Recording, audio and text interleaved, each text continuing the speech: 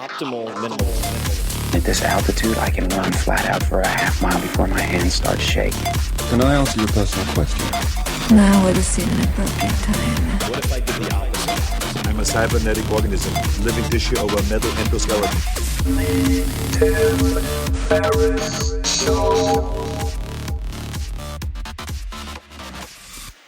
This episode is brought to you by Peloton. And I'd heard about Peloton over and over again, but I ended up getting a Peloton bike and the whole system after I saw my buddy Kevin Rose. I've known him forever, some of you know, and he showed up at my gate at my house a while back, and he looked fantastic. And I asked him, I said, dude, you look great. What the hell have you been up to? Because he's always doing a weird diet or another, but it only lasts like a week or two. So he always regresses to the mean after like 75 beers. And he said, I've been doing Peloton 5 days a week. Now that caught my attention because Kevin does nothing 5 days a week. And you know I love you, Kevin. But it really piqued my curiosity. Ended up getting a system, and it's become an integral part of my week. I love it, and I really didn't expect to love it at all because I find cycling really boring usually. But Peloton is an indoor cycling bike that brings live studio classes right into your home. You don't have to worry about fitting classes into your schedule or making it to a studio with some type of commute, etc. New classes are added every day, and this includes options led by elite New York City instructors in your own living room. You can even live stream studio classes taught by the world's best instructors or find your own favorite class on demand. And in fact, Kevin and I rarely do live classes, and you can compete with your friends, which is also fun. Kevin, I'm coming after you. But we usually just use classes on demand. I really like Matt Wilper's and his high-intensity training sessions that are shorter, like 20 minutes. And I think Kevin's favorite is Alex, and everyone seems to have their favorite instructor, or you can select by music, duration, and so on. Each Peloton bike includes a 22-inch HD touchscreen, performance tracking metrics. I think that, along with the real-time leaderboard, are the main reasons that this caught my attention when cycling never had caught my attention before. It's really pretty stunning what they've done with the user interface to keep your attention. The belt drive is quiet, and it's smaller than you would expect, so it can fit in a living room or an office. I actually have it in a large closet, believe it or not, and it fits with no problem. So Peloton is offering all of you guys, listeners of The Tim Ferriss Show, a special offer, and it is actually special. Visit One Peloton, that's OnePeloton, onepeloton.com, and enter the code TIM, all caps, TIM, at checkout to receive $100 off accessories with your Peloton bike purchase. Now, you might say, meh, accessories? Wait, I don't need fancy towels or whatever other supplemental bits and pieces. No, the shoes you need. You need the clip-in shoes, and those are in the accessory category. So this $100 off is a very legit $100 off. So if you want to get in your workouts, if you want a convenient and really entertaining way to do high-intensity interval training or anything else, or you just want to get a fantastic gift for someone, check out Peloton. OnePeloton.com and enter the code TIM. Again, that's OnePeloton.com and enter the code TIM at checkout to receive $100 off any accessories, including the shoes that you will want to get. Check it out, OnePeloton.com, code TIM.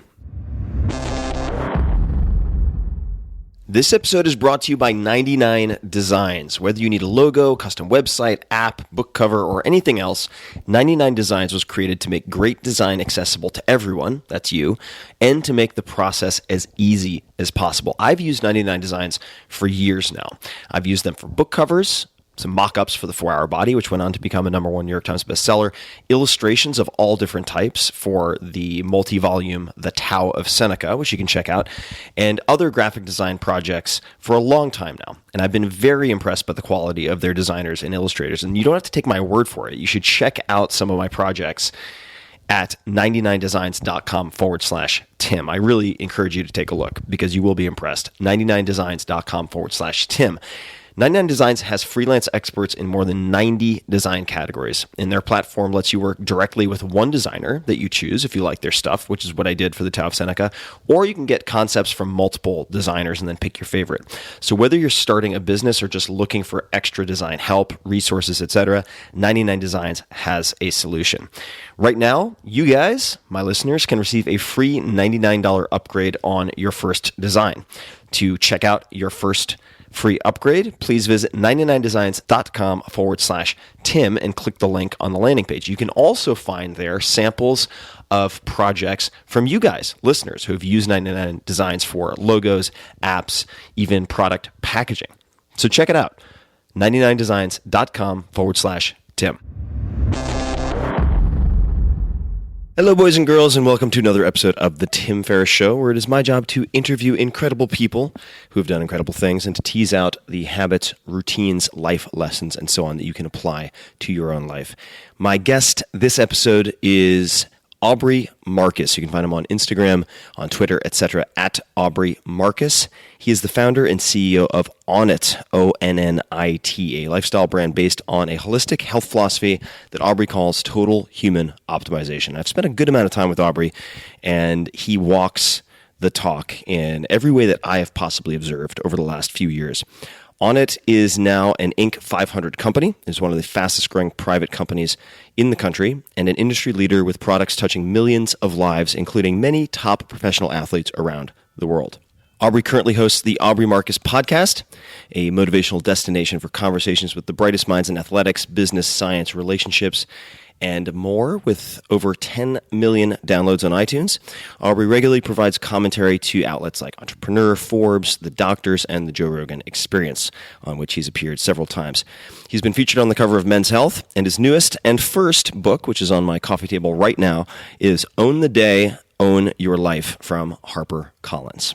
Without further ado, please enjoy this wide-ranging conversation with Aubrey Marcus.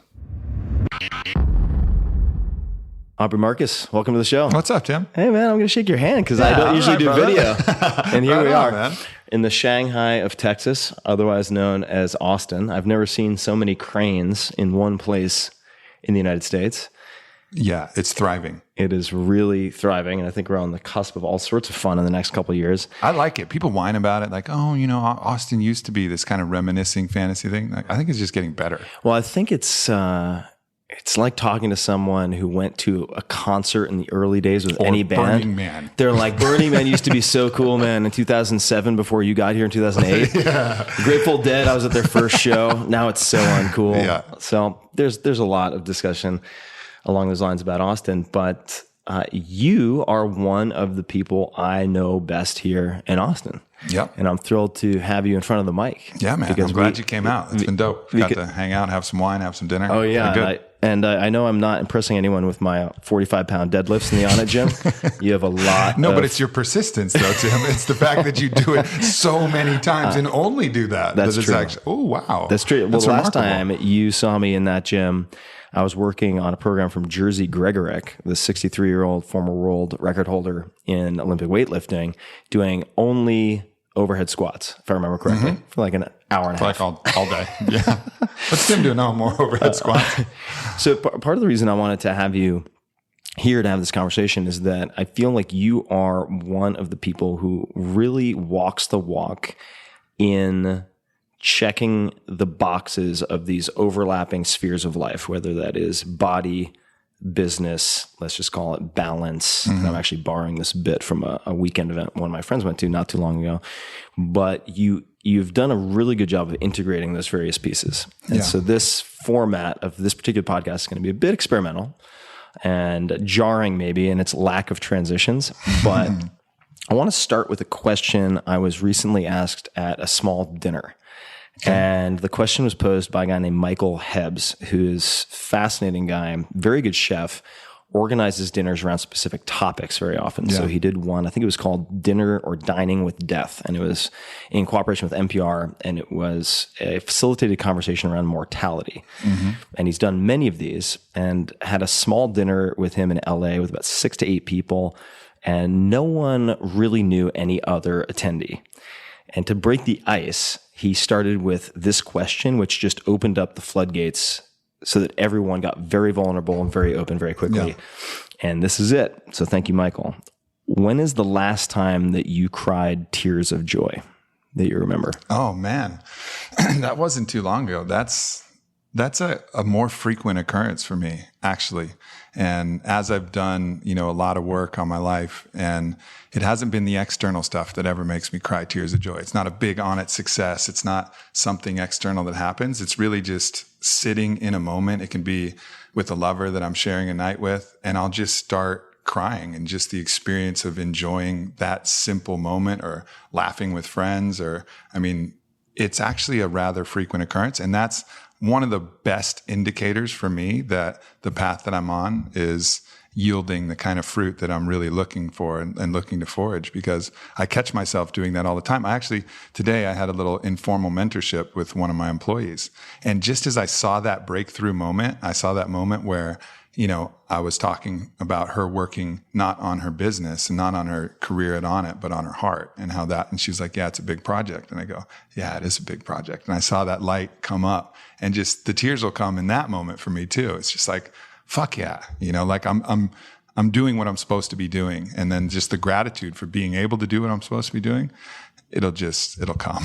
Is that something that has always been the case, or is that something that has become more frequent with any kind of trigger or catalyst?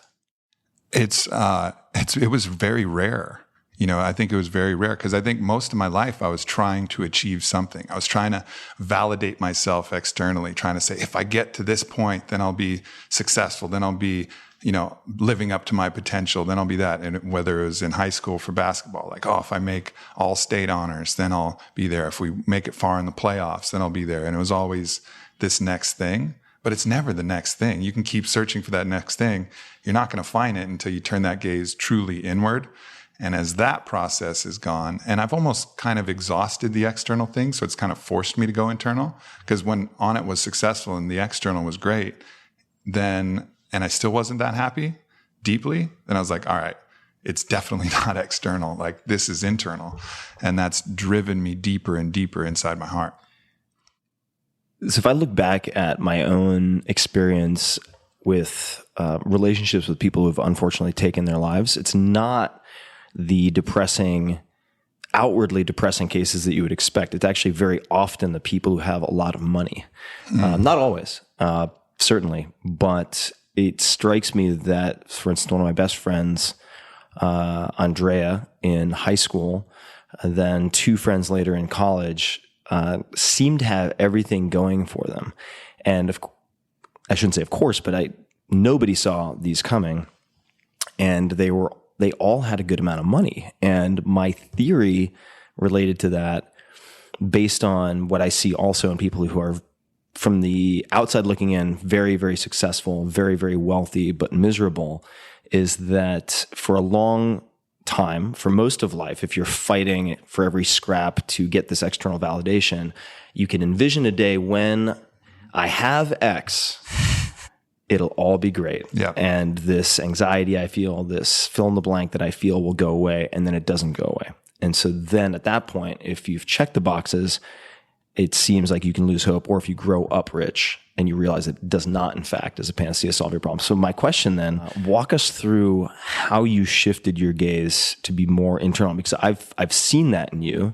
We haven't known each other that long. We've known each other a while. Yeah. And I'd love to just hear how you made the decision, or how you were forced to look inward, because a lot of people get to a point where the outside world, third parties, would think of them as successful, but they never shift the gaze. Yeah.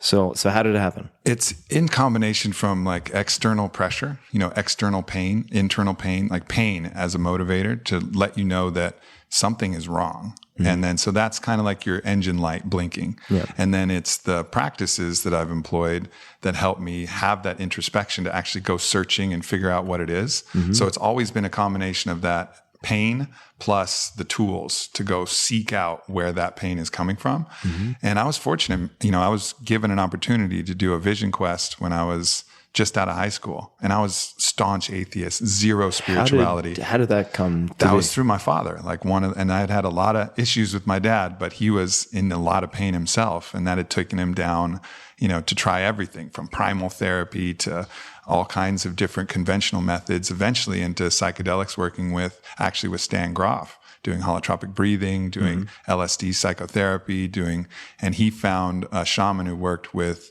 psilocybin in the mountains. And, where was this? This was in the mountains of New Mexico. And he, after high school, in that traditional kind of vision quest kind of idea, said, you should go experience this. Because at that point, he would talk about anything on the fringe of spirituality. And I'd grown up here in Texas and getting washed with religion, capital R religion. I was like, fuck that, Dad, like, I'm not interested in that. Like, I saw the dungeons of the Inquisition. This is bullshit, this is bad. And he's like, no, just check it out, and see what happens. It's a vision quest. And I respected, like, Native American culture enough and traditional culture enough that I was like, all right, I'll give it a go. And I was fucking terrified. Like, terrified. Can you explain to people or describe what that vision quest entails? Yeah, it's kind of, it's a traditional rite of passage where typically a young man, but it can be any man, goes to find an aspect of themselves that has been hidden, some calling, some piece of them that they don't know about, that they aren't aware of. And that's certainly what happened. I was given a tea in the mountains in a very isolated place with a very loving and warm, mushroom shaman. And she gave me a tea. And then after a little while, I felt my entire body evaporate into geometry. And I was like, oh shit. I got a lot of things wrong. Yeah. Like there is something else to this experience.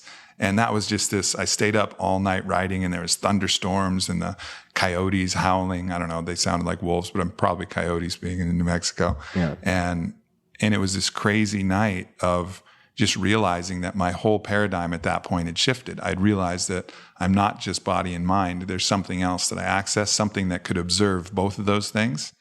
And that's been kind of like the fallback, teacher for me. And finding the ways then to not just use the medicines, but find ways to get there in other means, because that's kind of like a feast. You can't feast every night. Finding the other ways to access that identification point. So you do not have kids, as far as I know, at this point that you're aware of. But if I do have any kids out there and you want to claim it, like, we'll talk about it. We'll figure it out. I'm in a pretty good spot now. Support it on it.com.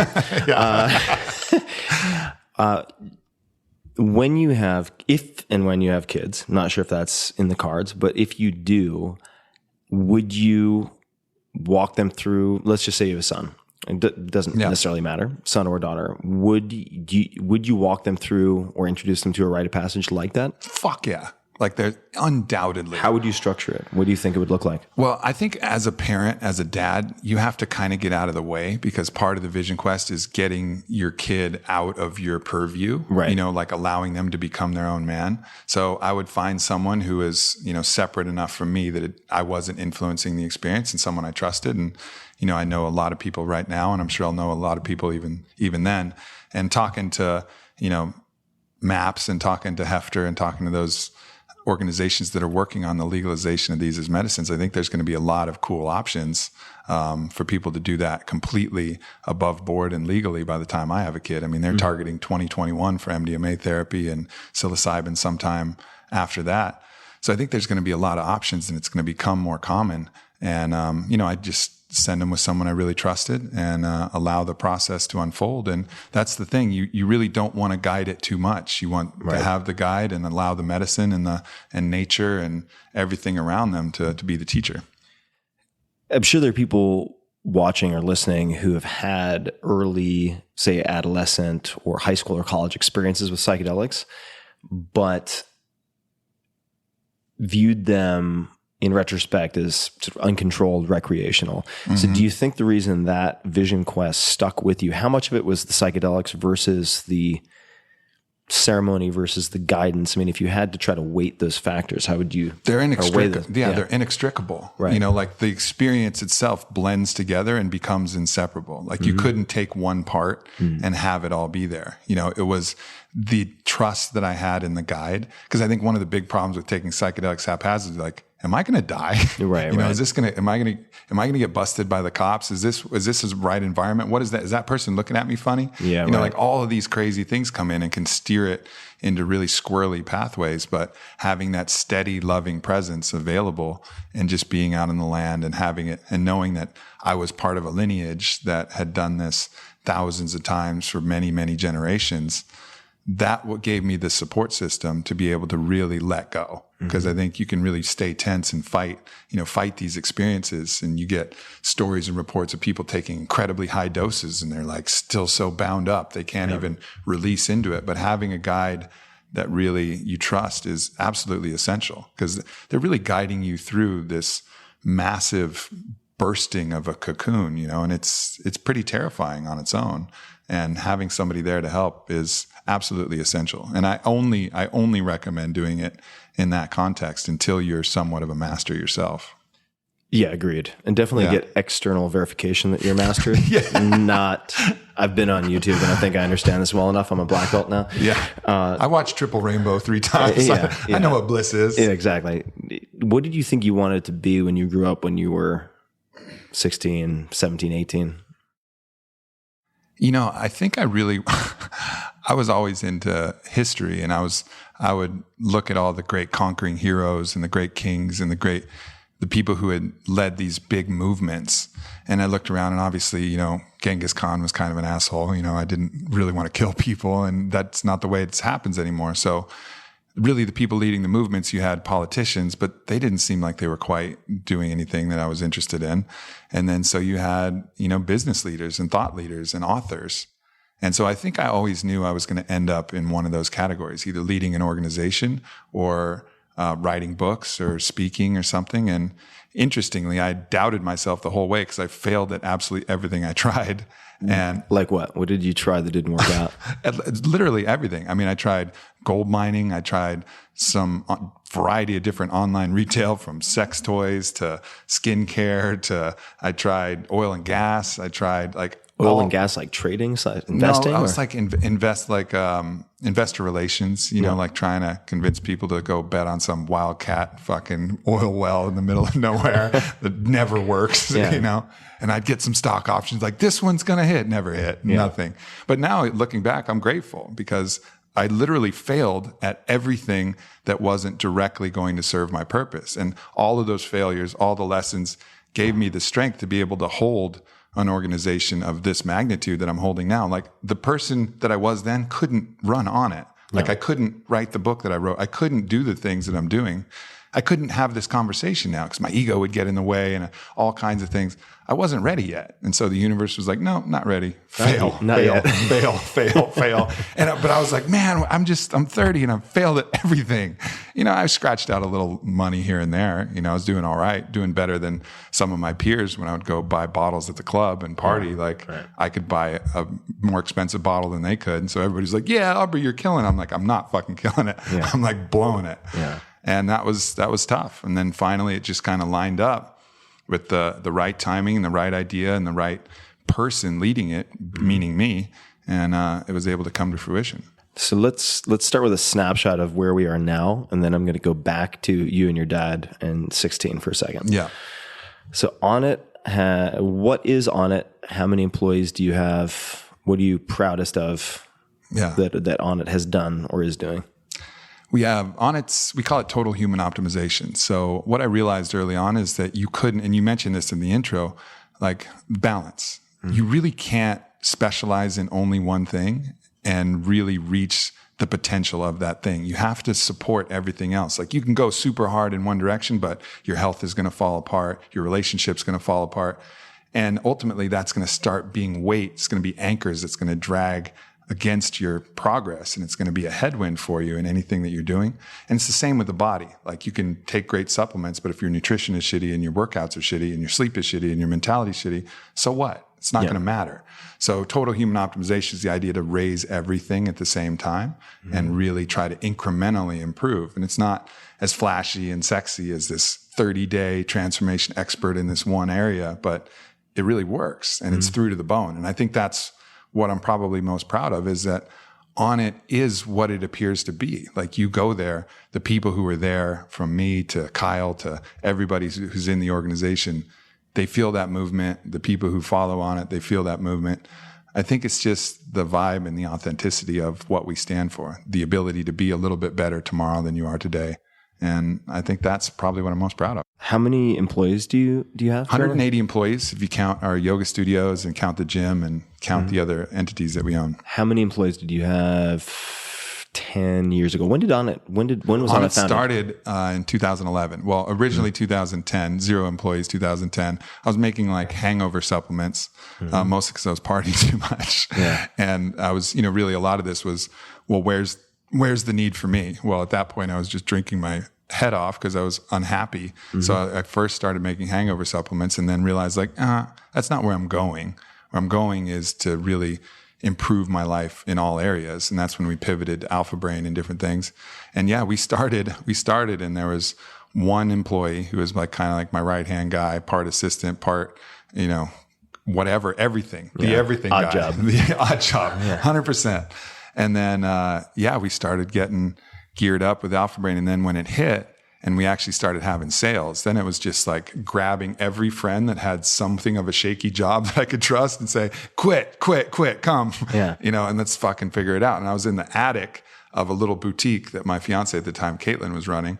And we were in the attic of this boutique and we were just bringing out literal trash bags of orders that we were hand labeling, from the top of it. And that's how it started. I mean, we didn't have a lot of fun. I'd blown through the only funding I got. I got $100,000 from my friend Bodie Miller, who's the Olympic skier at the time, who's a really significant friendship for me. And then an old investment banking contact that somehow didn't go broke when all the Wildcat wells, dried up. And, I don't know how he ever made money because everything I ever saw him do didn't work, but he gave me $50,000. So I had $110,000. I blew through a lot of that trying to market these hangover supplements. And it was like literally like the last $20,000 invested in an order of Alpha Brain on net 30. And then it hit. We sold out in 24 hours. So net 30, meaning you had 30 days to pay for your manufacturing run. Yeah. And exactly. cover the cost. Exactly. It was all in, man. It was just like, here we go. Let's see. So I promised I'd get back to this. So I want to not leave people hanging, and then we're going to come back to the attic. 16. You mentioned you had a lot of maybe a complicated relationship with your dad, or a conflicted relationship. Vision quest. Yeah. And was that an overnight experience or was it multiple Overnight. days? Overnight. All right. So you have this vision quest. 2 things, if you're comfortable talking about it. Yeah. How was your relationship with your dad complicated? I think that's true for a lot of people, right? As for those people who want a good quote, I think it's Ram Dass, formerly Richard Alpert. You can look up his history. But he said, if you think you're enlightened, go spend a week with your family. So we all have our stuff. We all have our stuff. How was the relationship complicated? How would you describe it? And then did the vision quest affect it in any way? It did, but that took a long time to unpack. In fact, that's still unpacking, honestly. Like there's actually been an understanding, a realization that's actually led to a lot greater happiness for me. And I'll talk about that, when I get to it. But if I go from the start, my dad was a tortured soul. And from his father, who I never met, his father used to hold trials for him and his brother. He was a lawyer, and he would hold trials like Franz Kafka style. They're like 6 and 8 years old, and put them on trial, and they'd have to petition their defense, and he would hammer them and cross-examine them, and then read out their sentence, and like some crazy shit like that. So it wasn't ever like physical or sexual, but like massive, like emotional mindfuckery. Serious head games. Yeah. Serious. And so my dad had, he had a lot of his own demons, and he started on the path to heal himself, as I said, to try and pass as little as he could off on his sons. But, he didn't quite get there by the time he had me. So one little thing I would say, I remember one time he was playing ping pong. I was about 4 years old. He's playing ping pong. He mishits a ball. Ball goes flying off the thing, and I run by, and I go, home run. I'm a little kid. I'm like, the fucking ball went out of the thing. 2 days later, he corners me, throws me down in a corner, and starts yelling at me. How could you insult me like that in front of my competition? How dare you, blah, blah, blah. And I was like, whoa. Like, I couldn't even fathom that. Yeah. Like, you know, it had so lost, you know, gone out of my mind. Right. So it built this kind of fear around everything I say could be misinterpreted. Right. And that especially with that delay. Exactly. The delay was the killer. Like if it was right away, you're like, you know, hot stove, ouch. Okay, I get it. But that forced me to internalize it because I'd be going over everything I said the previous day. So there's this massive lack of trust around my dad, which I didn't really realize. And then fast forward, and we had a good relationship in a lot of other ways. You know, he was a brilliant man and taught me a lot, and I'm grateful for our relationship. But I didn't realize that I never really trusted men, particularly men that had that kind of paternal role. So anybody who I had in that kind of father category, even peer category, like even when I'd give him a hug, I'd be like, yeah, I'll hug you, but I don't fucking trust you. Yeah. Like, I don't know if one thing I said, you know, a while ago or is going to cause you to go off. And I didn't really realize that I was doing that to more people other than my father. Like it was extending universally to all men until recently, you know, someone who I had held in that kind of father mentor kind of role, our relationship really got, you know, went askew and went haywire. And I realized like, oh shit, you know, I'm really damaged by this. Like this is really traumatic to me. And where is this coming from? Oh, this is coming from my dad. This is that same pattern repeating. Did that just to occur to you while you were in the shower, or what was were you journaling? What prompted that realization? Yeah, I think it came kind of slowly, and it was unpacking. You know, I'm constantly doing different work and introspection, and it was somehow that pain, that external pain, again, going back to external pain being one of those indicators, like, why am I fucking devastated by this? Like, why am I completely floored? This is applying universally to everything. Right. I was like really crushed, and I couldn't bounce back. And then, so it just forced me to keep looking like, what is this? Like, why do I care so much? When you say crushed, was that something your mentor or the person in that role had said to you that threw you off? Or? It was an instance that repeated the pattern where I had, you know, and I don't want to get into the details specifically, but like I had said and done, you know, I'd said and done some things that were interpreted in a way that I didn't intend. Yeah. And it caused a break in our friendship. Right, a rift. Yeah. And a lot of anger. And so it was that pattern of, I'm never safe. No matter what I say or do, it can be interpreted in a different way, and I'll never be safe. And it really allowed me to look at that and analyze that and say, all right, I got to get to the bottom of this, and I got to understand where this is coming from. And simultaneously, like, I met Kyle Kingsbury, who's become one of my best friends. Probably if I was to get married now, he'd be my best man. And he's also probably the most stable dude I know.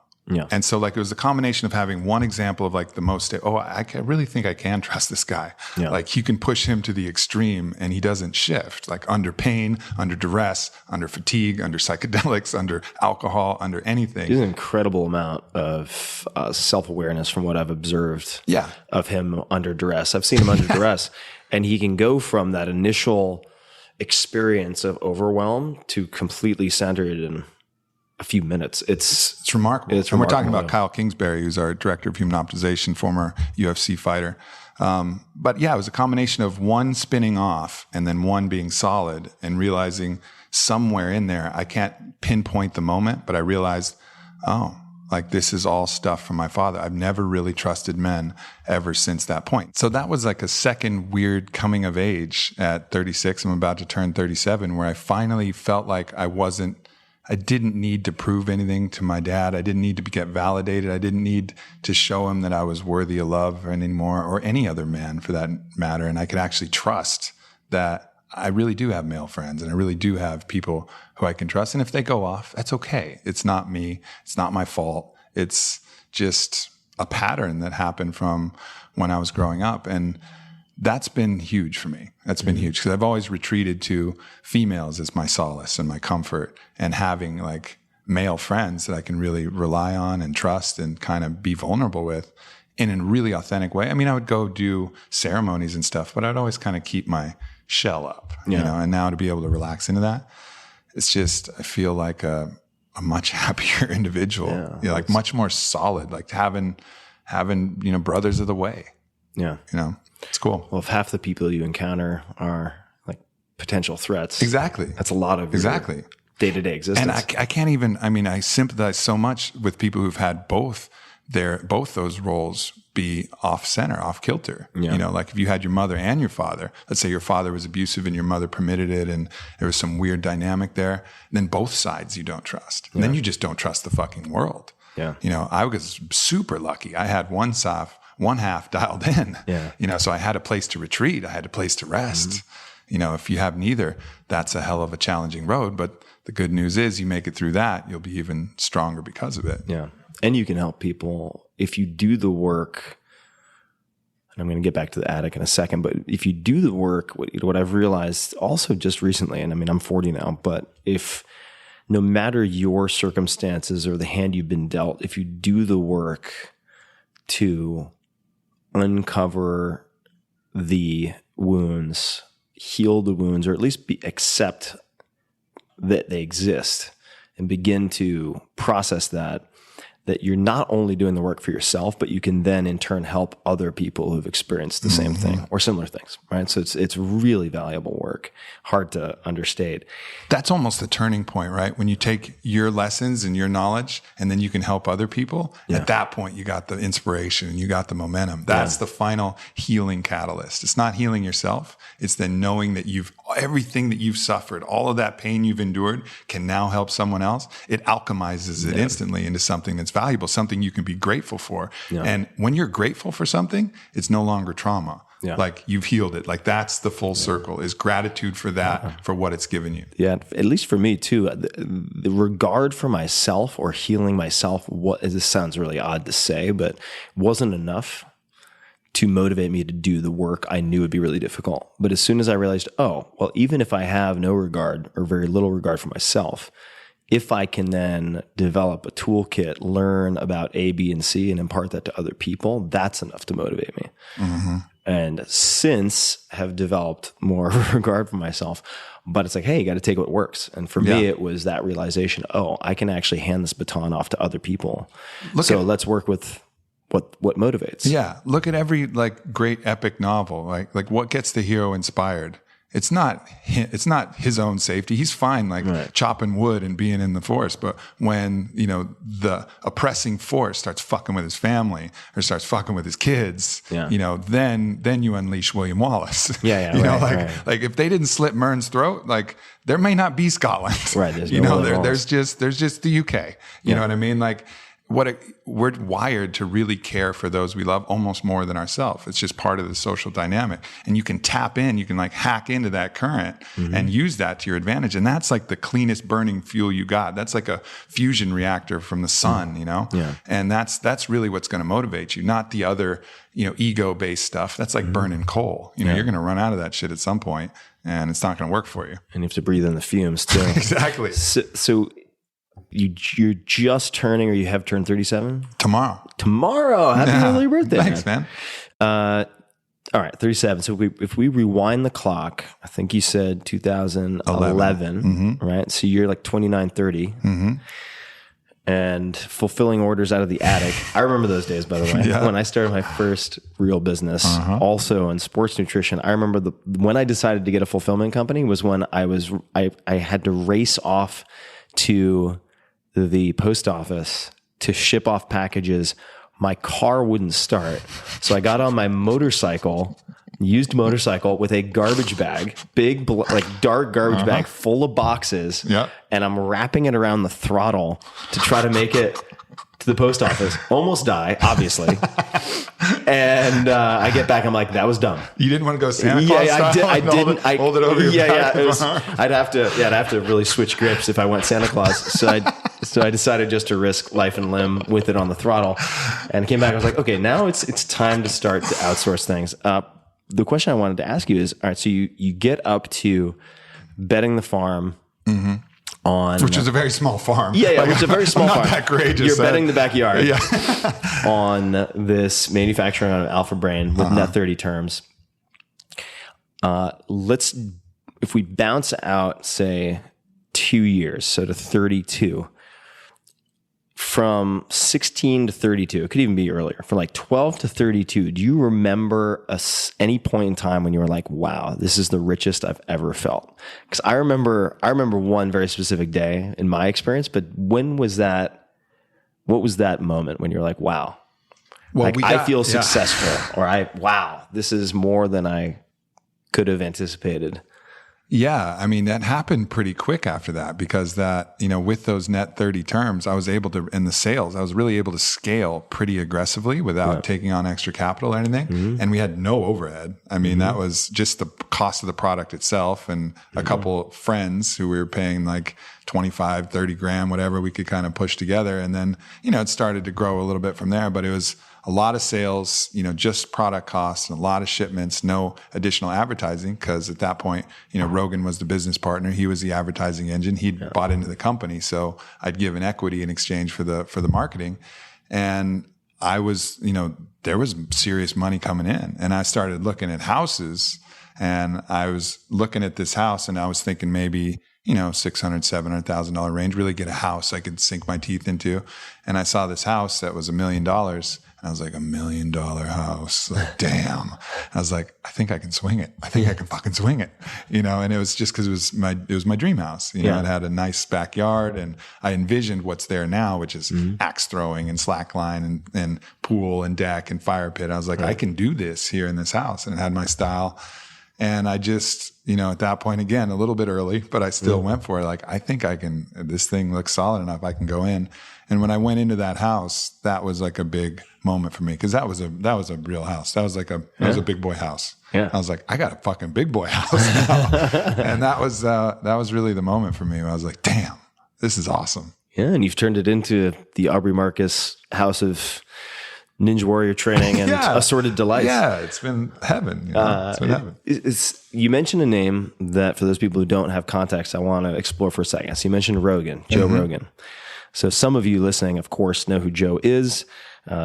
Most certainly, I would say arguably the most powerful single sort of interview format podcaster, period. Part of the inspiration, certainly one of the inspirations for me starting my own podcast, was being across the table from Joe and having such a wonderful experience. Yep.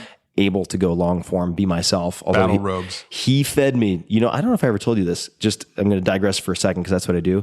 Very first time I was on his show, he said, because I've been on twice, he said, do you want some bulletproof coffee? Sure. So he gave me like a huge, it must have been like 24 ounces of bulletproof coffee. And then he goes, do you want some Alpha Brain? I was like, sure. So I had like a handful of Alpha Brain. And then he goes, do you want some pot? And I was like, I don't even smoke pot, but I'm a little intimidated. Joe's an intense guy. He's intense. And maybe it's spending time in Japan. I was like, can't say no. All right. So I go into this interview on like 24 ounces of butter coffee, a handful of Alpha Brain, and pot, which I very rarely consume. Nothing against it. It's just not really my plant. And man, oh man, that was a hell of an experience. But how did you first meet Joe? Because I think this is going to tie into maybe a theme that I want to explore. I listened to Joe do comedy, and I'd seen him I was a huge UFC fan, all the way from UFC 1, literally, because my dad was a fan of the sport. We'd watch that together. That was some of the good times, his memories of watching. It was a brutal first UFC. Yeah, right. I still remember the first match. That Savat foot fighter kicked the tooth out of the sumo guy into the commentators. Oh boy, this is different. Yeah, that was pretty epic. And so I'd seen him there, and so I think that probably drew me to listen to his comedy show. And then I listened to his comedy show, and I was like, oh shit, he's thinking about the same things that I'm thinking about. Like, he's done psychedelics. He's into worrying about aliens and super volcanoes and all this stuff. I was like, man, I got to meet this guy. And I kept running into him at different events, because I'd go to some of the UFCs, when I could, and I'd see him out. And at that point, he was still going to clubs and occasionally going to strip clubs. And did he have the podcast at this point? No, I don't think he did when I first started at that point. And then, but I'm just a fan at that point. So I'd say, hey, Joe, blah, blah, blah. And, you're in like kind of fan zone at that point. And, I saw more of his comedy show. Then he launched the podcast. And then that was super early in the podcast game. And he had no commercials, and it was just him and Red Band, and they were just bullshitting. It was just like a fun thing that they were doing. Everybody who knows Joe Rogan, like all in caps, marquee Joe Rogan, should go back and see some of the early shows. I think it's inspiring to see where it began. No doubt. Yeah. And I had an idea at that point, like, oh, well, he doesn't have advertising on his show. Maybe I'll hit him up for, to do some advertising and use that as a chance to like meet him and maybe elevate out of the fan zone so we can have a conversation. So I remember I set up a lunch meeting to just 30 minutes to just meet somewhere, talk to him about advertising on a show. This was in LA? This was in LA, yeah. Mm-hmm. And did you fly out just for this, or you were already there? I did. And actually, it was interesting. It was like the universe gave me a test. So Bodie Miller, who I mentioned before, Olympic skier, still in his Playboy mode at the time, he invited me for my first Kentucky Derby experience. And it was like, oh man, I got a cancellation, got full VIP access, craziest parties you've ever seen, suite at the Kentucky Derby. And I was like, and I had that one meeting with Rogan that was right in the middle of that. I was like, man, I can't go. I got to take this meeting with Joe. Ooh. And it was like That's cool a good test. Yeah, That's it was a like good cool test, And so I took that meeting, and a 30-minute meeting to talk about advertising quickly turned into all those things: psychedelics, super volcanoes, and genetic bottleneck theory, and aliens, and all the philosophical things that we talked about. And after that, he's like, hey man, I'd love to have you come on the show and we can talk more about this. So I went on the show, and just as friends, just started having a relationship with him. And it was a couple years after that I asked him the question, like, hey man, like what supplement would you like the best yourself? Mm-hmm. And he's like, oh yeah, I'm into nootropics. And I was like, man, I'm going to make the best one that's ever been made. Mm-hmm. And I'll let you know about it. All right. So this was like made to order. This was like, this was it. Bespoke Joe Rogan product. Yeah. Bespoke. I didn't know that. Now, you mentioned in passing something earlier, and I don't know if this is the product that you were meeting to advertise. Oh, I bet it was. I bet it was. So you mentioned the SEXTOYS. Oh yeah. So what are we talking about? This was the number one selling male sex toy in the world, the one and only Fleshlight. Fleshlight. Yes. Right, convenient pocket pussy concealed in a obnoxiously large flashlight container. Which, by the way, I should say, on this podcast, had Alice Little, who is the number one earning, as far as I know, legal sex worker in the U.S. And one of her top recommendations was, her pronouncements was, I wish I could get a fleshlight for every male in the country for a number of different reasons. So, all right, solid endorsement. You've left a legacy. All right, so the people can look that up if they would like, but that was the product context for that meeting. That was the client that I was working with, and I was like, oh man, maybe Joe will do something with this. And Joe brought that to his people. His people were like, no way, you can't do it. Now, when you say client, so you've done a lot of different things. At this point, Onnit does not exist. Onnit does not exist. Okay, so I have a marketing company, and that boutique marketing company has, a few people that are working with me. And I have, again, a bunch of clients, most of which failed, but I couldn't fail at selling sex toys because people just want things to fuck. And it was a very easy thing to learn and not suck at. So I was able to help make that thing work. Yeah. And so I had that one going, and he liked just the ridiculousness of it, and he liked the idea of not taking this show too seriously to do something like that. And so he just went for it. And so if you go back to the old JREs, there'll be old Fleshlight ads. I remember on there, and might actually there. Well, let's see. So I came about. Now, did the Fleshlight and Onnit overlap at all, or no? No. Mm-mm. Did not. So I started Onnit after I actually got myself in a position where I was able to transition out of that company with some severance. Never got any other incentives, but got a pretty generous severance, and took that and just rode it into starting Onnit and just running. And then I had that $110,000, and I tried to dip into that as little as possible with my own utilization. That was the severance. No, that was the investment from Bodie from the other person. Bodie and the iBanker. And plus the severance, and just kind of rode that to the very brink of nothing. Yeah. And then again, it just came through like right in the nick of time. What are some of the, if I know you read a lot, I've seen your library. It's one of the first things I do if I get to someone's house and I see a bookshelf or bookshelves, is I go start browsing. So you can learn a lot by browsing, including which books I haven't read. Not in your case, but it's like if you see War and Peace, you're like, all right, yeah, definitely Moby Dick. Like, ask about those. I have War and Peace. I'm not gonna lie, I haven't read it. It's too intimidating. I will get to it eventually, but maybe, yeah. Maybe.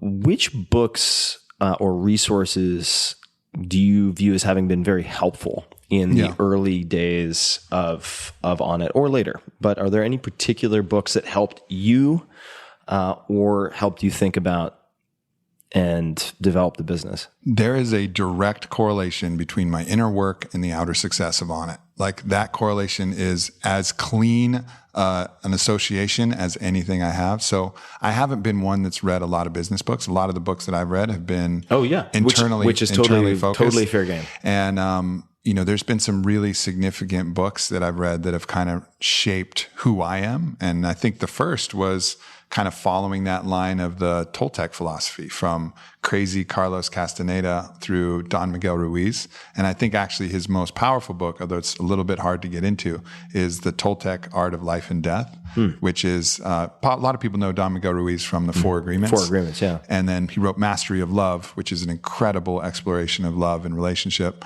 And then his true masterwork is The Toltec Art of Life and Death. And then the thing I liked about it is it was the first complete system, a complete spiritual, physical, emotional system that, was self-contained. Like it was like its own religion to a certain extent, but except it was something that I could believe and I could buy into and was practical, and I could utilize those principles of the warrior ethos and the principles of the Nagual, the artist who paints his masterpiece, versus the person who allows the mitote, they called it, which is the dream of the world, to shape their experience.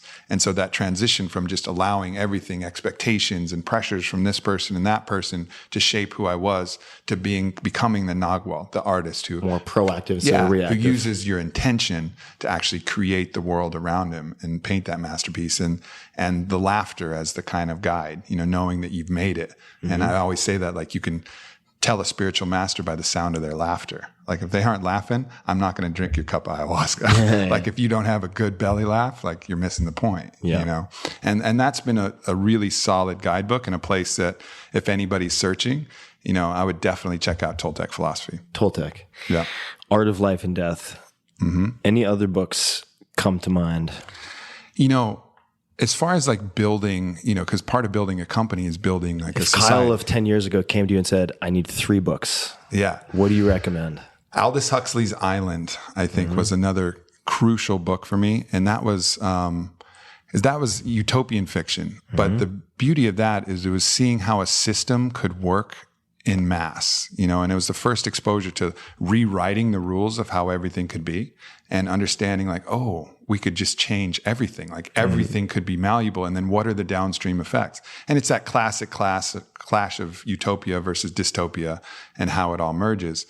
And that's been something I've consistently fallen back on with a lot of like help and principles. So I think that one was huge. And then honestly, personally, this has nothing to do with On It, but personally, the book Sex at Dawn by Chris Ryan was probably the third most influential single book, because at that point, I was frustrated in conventional monogamous relationship, and I thought that humans were like lions and we were supposed to fight to the death to protect all our mates, and that women should be happy if they found the right lion, and Sex at Dawn is like, no, humans like having sex, both sides. We're always going to like having sex, and that's just the nature of things. And I go, oh man, I had this wrong. It's not just me that's supposed to want other lovers. It's everybody that's, from an instinctive, primitive concept really is open to having a more expanded view of sexuality. And that's led me down, that was the initial domino that led me down the path of exploring open relationship, which has been a huge, advancement in my own personal happiness and fulfillment. Challenging as hell. Yeah. I mean, challenging as hell. But that book, if it wasn't for that book, I don't think I ever would have given it a try because I was operating under a false premise. Mm-hmm. So for people who are listening and they're like, you know what? I'd like to give that more expanded view of sexuality a shot. Good luck. Any guideposts, any particular like guidelines? You have to be super committed. Like, do not, know that it's going to be hell. Like, you can have it all sorted. I had it all sorted mentally. I understood it philosophically. I understood it spiritually. I understood it biologically. I understood it in evolutionary terms. But the moment that Whitney had another lover, I spent 24 hours crawling around on the ground, vomiting every time I thought of her having sex with somebody else. Like, literally dry heaving, like a massive purge that I couldn't even shake myself out of. And that was step one. And then it gets a little bit better from there if you continue to do the work, but it takes a while to make it through. Like, you got to literally go through the darkness, the dark night of the soul of your own insecurities, all your fears and insecurities and validation points. Everything is going to be stress tested and challenged. If you make it through, you'll be really free. These things like jealousy, these things like insecurities, they will get pushed to the point where you either fix them or you just suffer and unbearable pain. Yeah. So it forces you, again, external pain is that force. It'll put you in pain, and then it's up to you whether you can fix it or not. So we can spend an entire podcast just discussing this. And you and I have spent the equivalent of many podcasts talking about this. Yeah. So maybe another time. But if we're looking back, this could be professional or personal. And of course, they're two sides of the same coin, yep. no matter how you slice it. But do you have any particular failure that you can discuss? And I put failure in quotation marks because the goal is to describe a failure that later ended up setting the stage or planting a seed for a success later down the line. Are there any failures that come to mind, or a failure that you just learned a lot from and therefore that helped you later? Mm-hmm. I failed at so many things, and every single failure was helpful. Like every single fucking failure was helpful. And there's not one that stands out, but there's some that I remember. Like I remember early in the days of On It, I allowed myself to get really stressed, and I was trying to record a video, and someone was knocking on my door, and I didn't respond. I was trying to stay in line with the video, and they kept knocking and they kept knocking. This was when we had about 12 employees, 14 employees. And I blew up. I lost it. A little bit of my dad coming out. What the fuck do you want? If I don't answer the door when you knock, then I'm fucking busy. Right. I blew up. Right. And then I was like, oh man. And I go out and I open the door, and it was like the sweetest employee we had, Yeah. and I think her name was Samantha, and she's crying. And I go, oh my God, like, what did I just do? Yeah. Like, she didn't know, and that was like a hard lesson. Like, I am not going to lose my temper no matter what is going on in my life. I will not allow my anger to come out on my employees ever, and it was like this deep, like I internalized, that was deeply painful for me. Times I've done that in relationships too, where I've projected my own shit and put that on somebody else and watched them suffer from the pain that I've caused, and then having to deal with that. Every business, like I said, every business I did failed, and then me questioning my own self-worth. Like, I'm grateful for all of that, and I'm sorry for the people who had to suffer along the way, the people who bet on me and invested in me and I failed in their shit, and the people who I hurt with my anger, and the people who I hurt with my projections. But I'm grateful for the experience, because without all of that and without the grace of that happening, I wouldn't be a fraction of who I am. Excuse me. Mm-hmm. Allergic to anger. Something I wrestle with. Something I grapple with myself. Mm-hmm. So the anger piece, I'd love to touch on this, because this is also part of my familiar cast of characters. Mm-hmm. And I think I've greatly improved over time with managing that as an impulse, something that really was embedded in me early. Yeah. And after that experience, what was your pattern interrupt? What did you say to yourself when you felt like the physiological response of about to hit takeoff? Yeah. In terms of losing temper or getting angry, what was the technique? What was the approach? It coincided with me talking, because I started talking about that experience. And then yeah, of course. I was talking to my friend Duncan Trussell, who's pretty steeped in, kind of Buddhist philosophy. And he had a name for it, and I think it was Shumpa. And it's that feeling you get. It's that welling of energy. And it actually feels good. And I think it was acknowledging, like, there's some part of you that when that anger is coming, it like feels, it's a sense of power that's rising. And it's identifying that, and the Toltec philosophy also helps this. Don Miguel helped me with that. But you feel it rising, and it's like the swell of a wave. And there's a choice right there where you either paddle or you don't paddle. But to really identify the swell and identify, like, oh yeah, this is gonna feel good. Like that power, putting on that mantle and like breathing fire, like it's going to feel good in certain ways, but the ramifications like never feel good. Yeah. The burning bodies, the house is on fire when you're breathing that dragon fire, that never feels good. So it's really a hard choice. I call it mental override, to interrupt that pattern when I feel that shumpa, or whatever Duncan called it, that moment of takeoff where I start to bristle and the dragon fucking tentacles come out and it starts to come. Like I can identify, actually, oddly enough, I haven't felt this in a long time. I felt it yesterday. like yesterday. And I was leaving my office, and literally I haven't been this angry in a long time. And someone on my team screwed something up super bad. And it was the second time on the same thing. I was like, oh my God. And I found out about it at 7:00, and I looked at a table and I wanted to smash it. I wanted to take the table and throw it on the ground and like smash it. And then I was like, oh yeah, there's that thing. Like, I remember how I used to deal with this thing. All right, I'm going to go for a walk outside. And I would go for a walk outside. And then I read this Japanese study, and I talk about this in my book, where 6 deep breaths actually lowers blood pressure. So they say take a breath. It's not a breath, it's 6. Like 6 is the amount that it requires to get that physiological response. So I took my 6 breaths. I walked outside, and it wasn't gone. Like, I carried it for a while. Yeah. I talked to people, but I at least eliminated it enough that initial wave of the big wave of the swell passed. So the big wave of the swell passed, and I paddled into a few other little ones. I body surfed on some whitewater of that rage for a little while. Did a little longboarding. Oh yeah, and I fucking hammered a few emails and paddled into it a little bit. But just my ability to recognize that and then trust the process, that I'll be grateful that I didn't paddle into that wave, even if it would have felt good at the moment. It's just been a gradual, slow experience. Well, you mentioned a couple of things I want to underscore. Number one is that it's not a binary pass fail, right?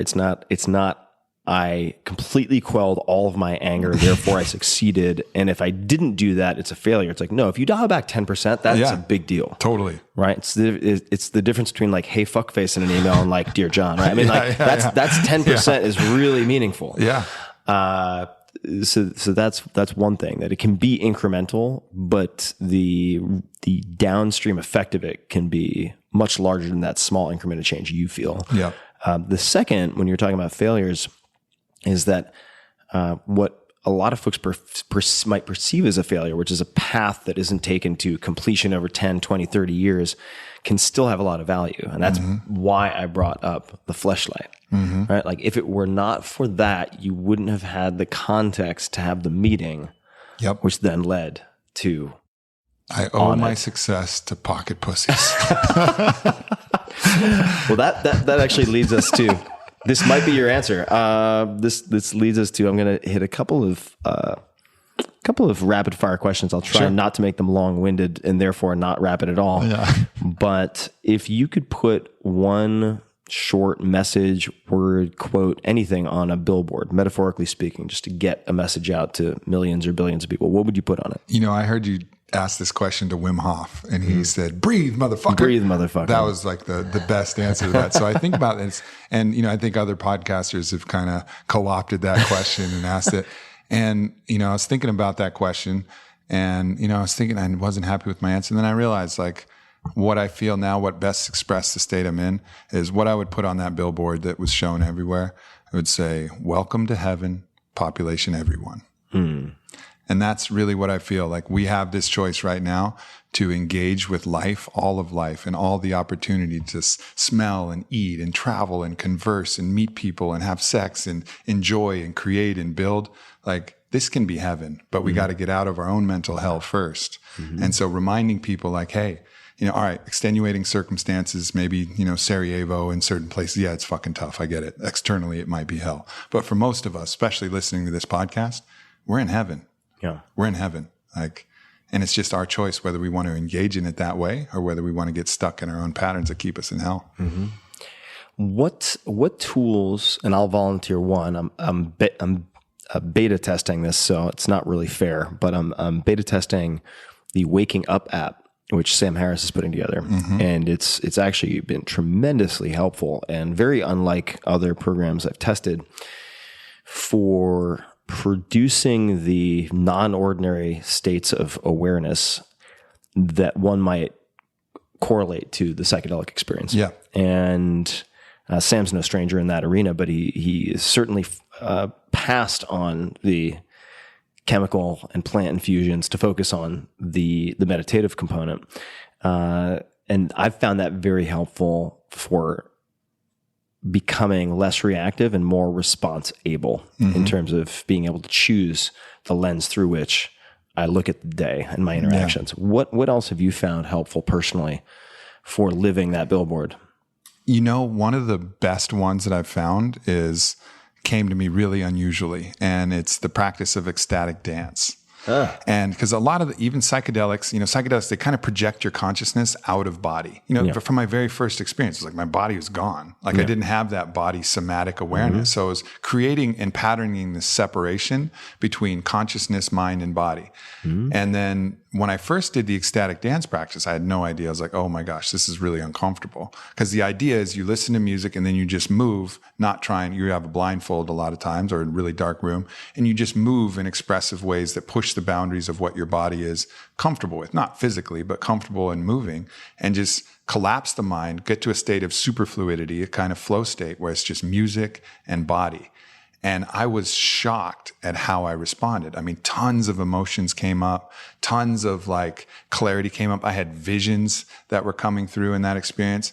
And it was this massive, massive transformation for me because I felt it all the way through to my cells. Instead of getting the body out of the way, it was using the body as a tool to enhance my consciousness. And so it unified everything else. Instead of siloing it and kind of pulling it apart, it was pushing it all together in a really powerful way.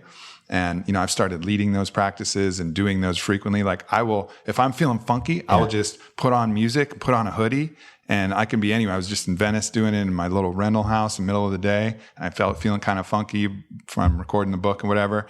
I just start moving. And I intentionally find those patterns that sends off the alarm signals. Like, don't move your hips like that because you'll be gay if you move your hip like that. Like if you move your arms too far out, like if they extend beyond 1 foot, totally gay. Like you can't do that, and just force yourself to move into these other patterns that you're uncomfortable with. And let your body loose, let your body free. We bind that up just like we bind up our psyche. And when you unbind the body and allow it to express freely in this safe container, I'm not saying go to the club and do it, that's a lot of external pressure. Right. But in this case, do it by yourself in a dark room, put on some music, put on something with a tribal beat, and force yourself to move in those uncomfortable patterns and see what boundaries and restrictions you have for yourself. And then realize, where is that coming from? Yeah. I can't allow myself to move in space by myself in the dark. What the hell? Yeah. And so that's been a really cool tool for me that I don't think a lot of people are engaging in, but it's something that ancestrally, everybody was dancing as part of sun dance rituals, trance dance rituals, all these dance rituals. That was a major part of ceremony for people. And I think it's great to make you feel more human again and take that performance aspect off of dancing. Like when you dance in public, it's like a mating dance. It's like a performance show. And it's all about how you look. In this case, it doesn't matter how you look. It doesn't matter if it even approximates dancing. It's about getting your body to move. And so many times just the tears will flow and emotions will come up. Sometimes rage and anger. Sometimes will all come out in that too if I've been bottling that up. So it just allows the instrument to release and expel anything that it's been holding. And typically by the end, you just allow those snowflakes of joy to just come in and touch your skin. It's dope. How long is a session typically? How frequently do you try to do it? Any music recommendations? Yeah.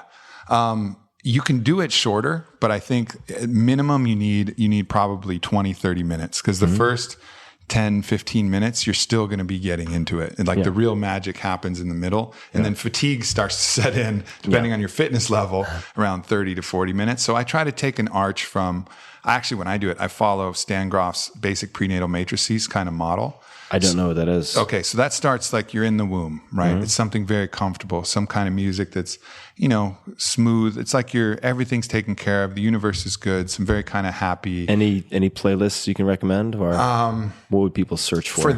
For that music, anything with kind of a very slow, positive kind of beat. I have obscure spiritual music this that I use. Be massage, tribal music. Yeah, just spa, something with tribal music. Yeah, that just feels good. It's happy. And then I go into the next thing that happens is the water breaks. It's chaos, right? So chaos around you. You're imagining in the birth process. The water breaks. You don't know what's happening. So the the world prenatal is collapsing. is 5 minutes, 10 minutes. Yeah, 6, 7 minutes, and it's just kind of swaying. And I usually stretch a lot of times. And kind of stretch. Sometimes I lie on the ground. A little bit joint mobility, a little bit stretching, getting into it. And then, if I'm doing the practice, I'll go into that more chaotic mode, which is a little still hard to dance to, and it forces me to do weird patterns. And I like violin, like Lindsey Sterling is a great one. And then so it's like some weird kind of staccato violin, some Beats Antique music is sometimes good in there. Beats Antique is great. Beats Antique is awesome. Lindsey Sterling violin. Also, we brought up Alice Little earlier. One of her favorite types of music to have sex to. No shit. Side note. I see that. Right. Then from there, I go to there is the fight. And that's where you actually see the birth canal and you have a goal, tunnel vision. You got to get out. You got to breathe. You're going to fight with everything you have to breathe. And that's that warrior archetype. So for that, it's almost always Tribe Called Red. Like that's my go-to. And that's like EDM mixed with like tribal Native American cries. And there's some great tracks for that. Like Electric Powwow, like some awesome tracks for that. And then, so from there, that's where you really start to express that kind of warrior archetype and allow any of those emotions to come. And then finally, at the end is the more kind of ecstatic, blissful, but still a beat. So some like really upbeat EDM or some really positive, uplifting music. And I usually will take a break with something that's kind of quiet and serene, like Welcome to Africa, Everything is Beautiful kind of vibe. And then into some more, positive message like EDM, and just kind of dance it out and really enjoy and express like the happiness of taking that breath, rebirthing, becoming anew, embracing your new self. And that's the BPM 4, which is the ecstasy of breath. And so that's the pathway for the full kind of shamanic road. Sometimes I'll just go straight to the Tribe Called Red. I think you've met him too, Porangi, who came out with this ayahuasca remixed album. He's got a couple great tribal drum tracks, which are good. There's a remix from Drum Spider and Mose in there. I think it's tracks 3 and tracks 8 on that. You can get it on Spotify. But I can share a Spotify playlist too of an ecstatic dance. All right. I will, for everybody listening, I'll put the Spotify playlist in the show notes. And it's what strikes me listening to this, because I know nothing about ecstatic dance, is that the narrative is really important. I mean, it seems like it's not the hero's journey, but the narrative arc of the playlist is really important. Yeah, and this is just something that I came up with. I've been obviously, my father worked with Stan Groff, so he's used that metaphor, and it just kind of stuck with me. Like, oh yeah, these are all things we feel. Everything's cool. Oh shit, everything's not cool. Everything's fucked up. Yeah. And then like, all right, everything's fucked up, and I'm gonna fight, and I don't care. And there's a way out, and I'm gonna fucking make it. And it's just kind of pound your chest, like I got this. And then it's like through the other side, like, I got this because I got all this help, and I'm fucking grateful, and here I am. And that's, the tears really flow like at the end when you're like, man, life is good. Now, do you use this therapeutically when needed, or is it something that you do preemptively or on a scheduled basis to prevent I should do it more like prophylactically, like preventatively. But I tend to do it when I feel funky. Like when I feel funky, I'm either changing my temperature drastically, going in the sauna, or going in the cold, or doing something like this. But this is probably the best tool, because it really just unifies everything for me. It brings you also brings don't it need all very together. Much, right? You don't need anything. You just need a little bit of privacy or someone you feel comfortable. Now, at this point, I'm actually comfortable doing it with other people, like watching, because I've talked about it enough, and it's a little external pressure, but then you just breathe into that pressure. Like the goal here is to go where you're uncomfortable. So like when you're comfortable alone, then invite somebody who might be a little judgmental and see, all right, can you still dance? Can you still that? Because I guarantee you by the time you're done and you've just expressed yourself, their judgment's going to be gone, and they'll probably be dancing with you. So breathing in, it's that, kind of stoic training, like breathe into those areas where you feel restricted, where you feel judgmental, where you feel like the eyes are on you, and try to unify that all together. Yeah. It reminds me of a quote, and I'm not going to get the attribution right. Wait a second. Donald Neil Walsh, maybe someone, I'm sure it might be Jim Rohn. Someone can correct me, but life begins at the end of your comfort zone.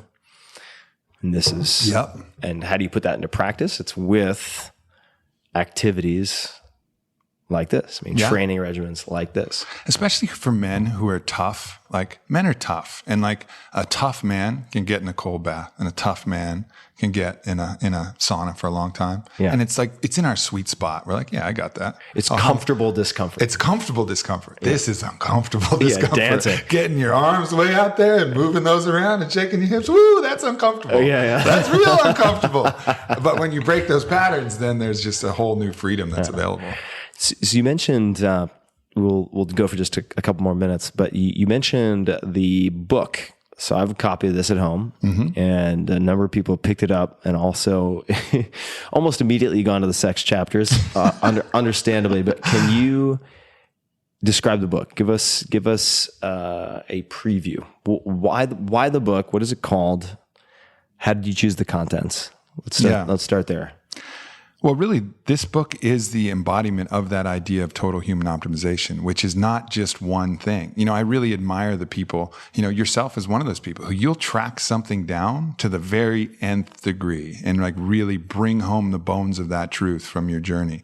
And I've been surrounded by a lot of people who've done that. But what I felt like was missing was someone to bring it all together, like bring all the practices, who've tried all of the different things. And how does that look? How does it look to go through a day? Like, what's the morning things you do? Okay, hydration, light, movement. Okay, then how do you bring in Wim Hof breathing and cold exposure, heat exposure? What are the nutrition principles you want? Like, how do you optimize your commute to work? What are some workplace practices that you learn?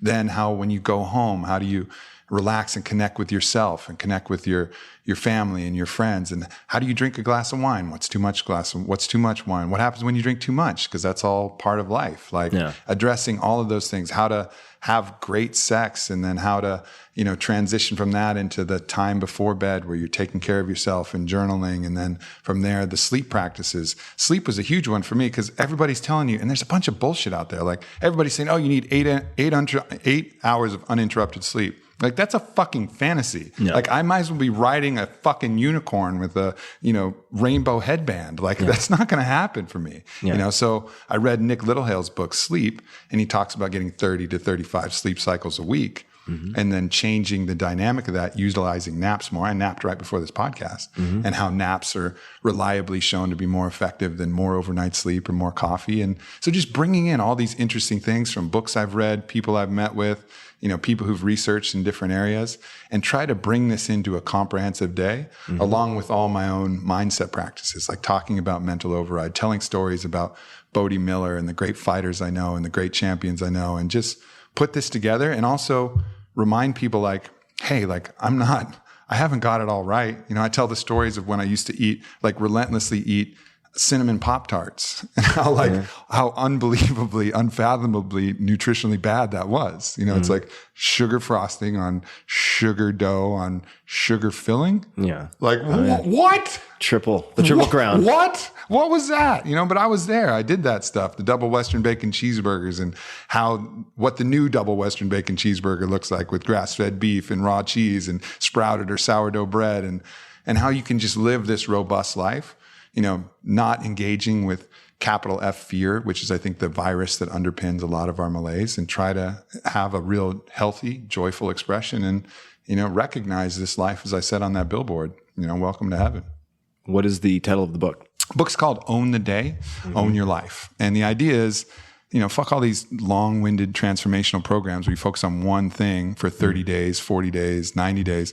Let's just focus on doing one day awesomely, you know, from top to bottom, schedule it out, get all the practices in line. I have very clear prescriptions. Let's just focus on one day and see how you feel living one day like that. And that's all you got to do. Just commit to one day, not only one day, just commit to 1 hour at a time. Just commit to like, all right, what are the 3 things I got to do when I wake up? All right, 12 ounces of water with some sea salt and some lemon. Okay, I got that. All right, 10 minutes of sunlight. Okay, I got that. A little bit of movement. Okay, I got that. Whew, on to the next thing. You know, that's all you got to do. Step by step, relax into the process, do it for one day, and see what changes in your life. And when in doubt, 6 breaths. 6 breaths to quell the dragon fire so you don't burn down villages. This is the book. Do you have a site for the book? Yeah, ownthedaybook.com. Ownthedaybook.com. And if you were, let's see, I'm trying to think. of the right age to choose. So you can choose the age of your younger self. So it could be at that 29, 30, just getting started with on it. Could be far before. Could be you of a year ago. Doesn't matter. You can pick the age, but what advice, if you had to give advice to your younger self or someone just like you? Because a lot of people like me are like, I don't want to step on the butterfly because I'm pretty happy with where I am. So I wouldn't give any advice. But if you had to give some advice to either a younger version of yourself or just someone who's similarly built. Yeah, advice to my younger self is going to be, relax, man. It's going to be all right. Like, it's going to fucking be all right. Yeah. It's this crazy thing where, like, in hindsight, we can always look backwards and say, man, I'm grateful for all that shit. Like, I'm grateful for all my failures. But with foresight, we look at everything that's coming ahead with terror. Yeah. This next thing is going to be, that's going to be the one that knocks me out. Oh, that next illness is going to be the one that kills me. Oh, that next failure, that's going to be devastating. But always in hindsight, we're grateful. So what if we switched our hindsight into foresight and was like, oh, whatever happens, I'll just be grateful for it later anyways. Mm-hmm. And then all of a sudden, we're really enjoying ourselves. Yeah. And I was terrible at that. The first few years I started on it, I was petrified that it was going to fail because I was so attached to its success. I'm finally doing it. It's going to fail. No, it's going to fail. It's going to fail. I'm going to ruin it. And I didn't enjoy it. And I didn't really enjoy those initial formative years like I could have. And, so in almost every age and almost every era, it would be, relax, man, trust. Like, trust whatever happens, you'll figure out a way. You'll be better, stronger, faster, wiser for it. So be grateful for it in advance. Dig it. And where can people say hi on the internet, learn more about what you're up to? Where would you like people to check you out, your projects and so on? Yeah, I think, Instagram is probably my most active. I post to all the social platforms, but it's just at Aubrey Marcus on Instagram. And I curate all those posts myself. And it's a good wide variety of me doing weird stuff in the gym and me posting spiritual quotes and different ideas. And I actually look forward to those times where I get, sideswiped by the universe because I always have some pearl I can come, and I generally put that out on Instagram or a podcast. And of course my podcast too, the Aubrey Marcus podcast. That's a great place to listen to me have some cool conversations with people. Perfect. And I will link to all of that in the show notes for folks, as usual, tim.blog/podcast for all of the links, resources, books, and so on that we've discussed. Aubrey, good to hang, man. Yeah, man. Yeah, I'll go under, over. There we go. We're still figuring out the setup here with the wires. That is my fault. I'll take all the blame / credit. I should have gone under. It's okay. Next time. Next time. A little, how's your father? So, I had a friend who grew up in a cannibal tribe, and that was the traditional. That was the tradition. He's a famous author, by the way. Yeah. And that was the traditional greeting. They would grab each other's genitals and they would tell them. You know what they would tell them? No. I would eat your feces. Wow. That was the greeting. Grab someone's genitals and say, I would eat your feces. I hear that's the new thing to do in Brooklyn. That's the hipster way to do it, guys. So feel free to take that. It's by the way, 0.01% people who listen to this podcast and take everything literally, that's a joke. Please don't do that. You might get shot in the face. Yeah, no, that's not allowed. Aubrey, always fun to hang, man. Thanks for taking the time. Thanks, brother. And to everybody listening, as always, until next time. Thank you for listening. Be safe out there. And don't forget 6 breaths. Talk to you soon. Hey guys, this is Tim again. Just a few more things before you take off. Number 1, this is 5 Bullet Friday. Do you want to get a short email from me? Would you enjoy getting a short email from me every Friday that provides a little morsel of fun before the weekend? And 5 Bullet Friday is a very short email where I share the coolest things I've found or that I've been pondering over the week. That could include favorite new albums that I've discovered. It could include gizmos and gadgets and all sorts of weird shit that I've somehow dug up in the world of the esoteric as I do.